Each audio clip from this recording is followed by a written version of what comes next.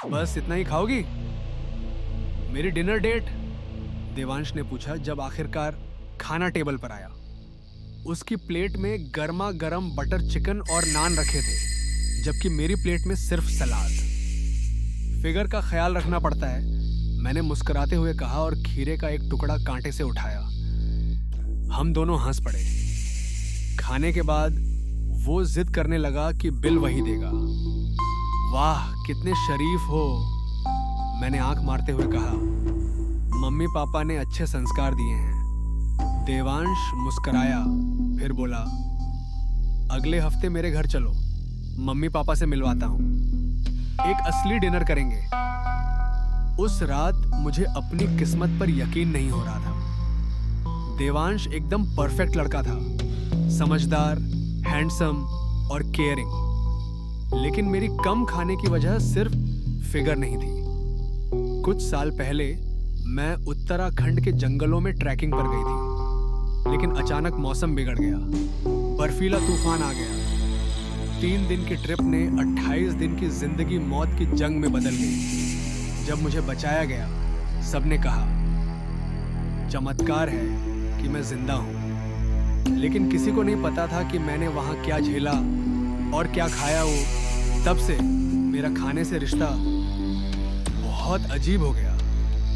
अगले शनिवार मैं देवांश के घर पहुंची। उसके मम्मी पापा बहुत ही अच्छे थे। पापा रमेश जी थोड़े सख्त दिखने वाले और मम्मी कविता जी एकदम ममतामयी। घर में लज्जीज खाने की खुशबू फैली हुई थी। कुछ तो पक रहा था जो मेरे मन के किसी गहरे कोने में छुपी भूख को खींच रहा था। आओ बेटा बैठो, रमेश जी बोले। खाना तैयार है, आशा है भूख लगी होगी। हमारा बेटा बहुत अच्छा खाना बनाता है, कविता जी ने मुस्कुराते हुए कहा।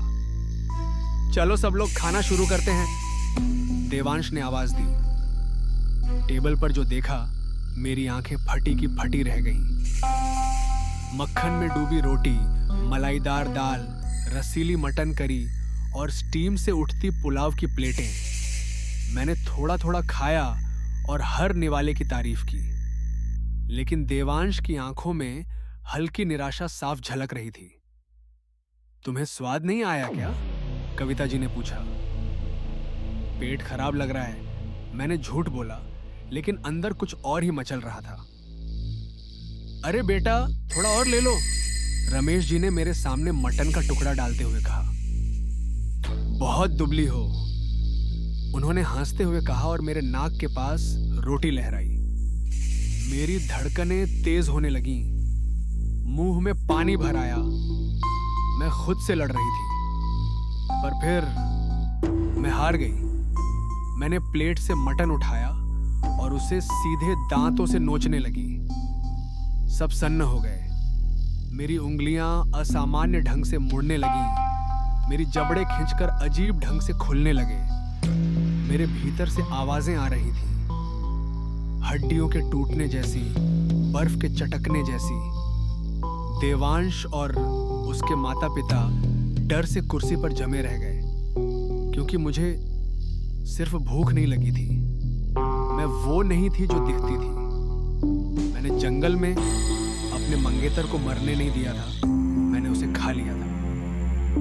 बचाव दल से मैंने कहा वो मदद लाने गया था, लेकिन हकीकत ये थी कि उसकी हड्डियां मैंने एक चट्टान के नीचे छुपा दी थी। अब मैं वैसी इंसान नहीं रही थी, अब मैं कुछ और बन चुकी थी।